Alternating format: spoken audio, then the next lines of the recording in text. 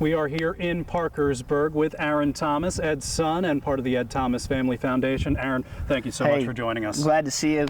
Thanks for coming up. No, of course. So again, all the proceeds here go to the Ed Thomas Family Foundation. What is the goal for you guys? You know, our goal is, threefold. When we talk about my dad, it was faith, family, and football. So we try to continue those three things. But the biggest thing we're truly trying to do from a coaching and the school standpoint is to create the next generation of Coach Thomas. And we're trying to find ways to help our coaches out, that they understand the impact and the difference they make. And, after my father was killed, we heard so many stories of what young players and even young coaches got from my dad, and that's what we want to continue. That's what truly his legacy was, outside that faith component, which was his largest platform. And for us, we've had a coaching clinic, we've had a husband and wife getaway weekend, and this year we're going to start our first ever student leadership academy. Wow. So the fact that KGAN and the Eastern Iowa Airport are willing to support us, and also to honor and feature some outstanding coaches who make differences in their community, well, we're extremely humbled and honored to partner and be a part of this. So that sounds like this is a real big year for you guys.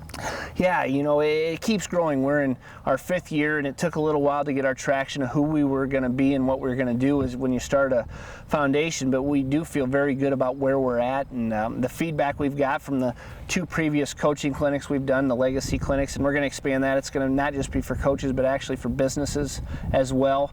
As what we found is the coaches who don't teach in the school but are in the business profession, they're like, we need this there as well. So we're very excited about this year coming up, and from a selfish personal standpoint, very excited to watch all the statements and the segments again that you guys do every week to highlight those outstanding coaches who make a difference. Well, you had a chance to see all those stories last year. I mean, what was that like from your perspective? Just very humbling and honoring.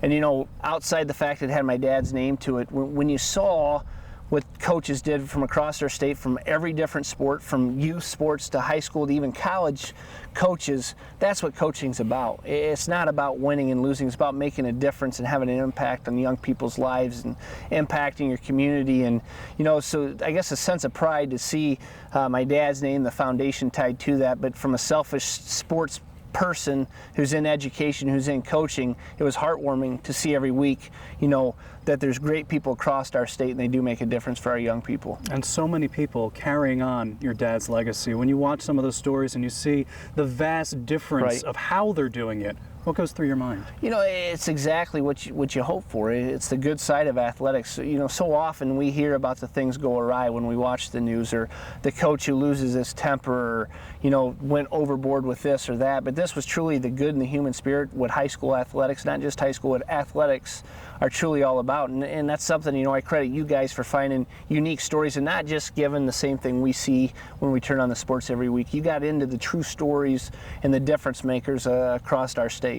I don't think my dad could have ever dreamt his impact, and coaches would coach like they do, not just because of my father, because my dad also had mentors.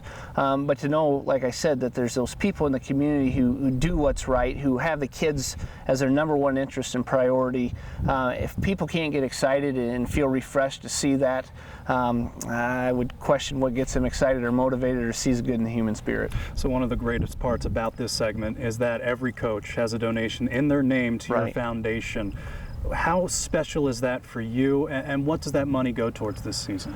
Like I said, it's going to really help us with our coaching clinics. That we'll have the Ed Thomas Legacy Clinics, and if you visit our website, the Ed Thomas Family Foundation, you'll be able to see those dates. And for me, it really excites our brand new adventure where we're going to have our first ever student leadership legacy clinic, where we're going to bring kids up here to Parkersburg from hopefully many until we fill it up with 600 students. And we want leaders, not just sports leaders, but leaders in our schools, and just give them some things that they can take back to their hometowns and their communities and their high schools to make a difference. We're going to talk about the things my dad thought made great leaders and that made his difference makers and what made him different, and hopefully instill that in even the young people. And one day hopefully they're our teachers or coaches, but we know they'll be the leaders in our communities, leaders in our churches, leaders in our business world that will continue, whether they ever knew Ed Thomas or not, the principles and the ideas my dad stood for. This past June, you had a chance to come to our banquet for the segment at the end of the year. You got to meet some of the coaches that were recognized. What were some of those conversations like? What was that like for you? It was just great pieces to meet those people and to hear that they knew my dad and that they had read his book or his story, and or any of the football guys, hey, I once got to talk to your dad at a clinic when I was just getting started, and he took time. And Coach Peterson and he and my dad had just battles, epic battles in the state playoffs, and the amount of respect they had for each other. But to me, it meant just as much to talk to that youth football coach and to know he was teaching the right way to play football, but wasn't even talking just football, but the life lessons. And like I said, I don't think you can say enough how humbling that is when you have an award named after your father and the person I respected the most and the guy I thought really did things the right way, and that you guys are willing to honor those people who are doing the same thing, having the same impact, and they're going to leave the same type of legacy in their communities. So again, the segment isn't just for football. Not at all. Any coach, any level of any sport. Right. And so what are you expecting and hoping to see this next school year now? Even a wider variety. Like you said, I hope we get more coaches from other sports. As a basketball guy, as a basketball coach, I know there's great people out there who do amazing things for young people. As a former athletic director, I know, some of our sports that don't get as much media attention, they're not on the highlights, but they still have an impact, and for some kids, that's their passion. Running cross country, playing volleyball, tennis, golf, baseball, softball, whatever. And I hope it's very difficult for you guys every week to pick the winner, because you have such an array and a wide list of candidates, and I hope people just take the time to truly reach out, be proud of the coaches in their communities, and try to get them highlighted. For coaches don't do it for pay. They do it to make a difference. And again, you can go to our website and nominate a coach that way.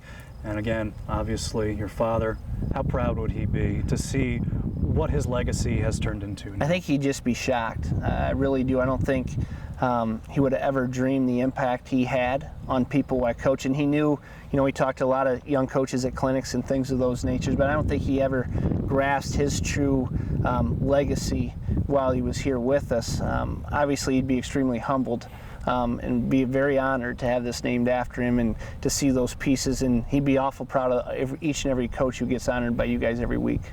Aaron Thomas with the Ed Thomas Family Foundation. Aaron, thank you so much for your time. Thank you guys for all you do and for the partnership.